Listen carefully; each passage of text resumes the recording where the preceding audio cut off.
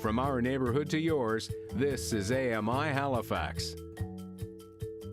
I wanted to be more fit and be out in the wilderness. It was that desire that inspired Troy Knopfs to get in touch with Halifax Regional Municipality to find out what was available to blind and visually impaired people in the area.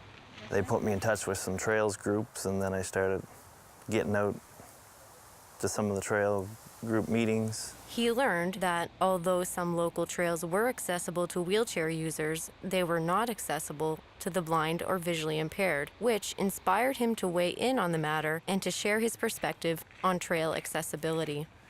The Friends of First Lake Society chair, he approached me and said, I thought my trail was accessible for wheelchairs, but I never thought about any other disabilities. And I said, well, this is how we could make your trail more accessible.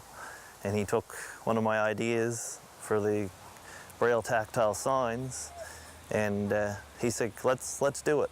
Bob Taylor led the charge towards acquiring and installing Braille and tactile signage along the trail. Taylor is chair of the Friends of First Lake Society. We really hadn't done an accessible trail. We made it accessible to some, but not to everyone.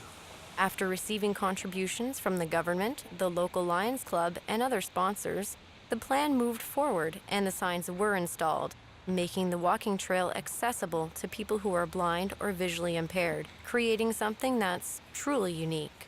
And what's most gratifying is when we see families, little ones in tots and little trikes, and you know, grandma walking along, helping mom push the stroller. It's really wonderful to see. Now, blind or visually impaired people like Troy are able to enjoy the peaceful surroundings with company or on their own.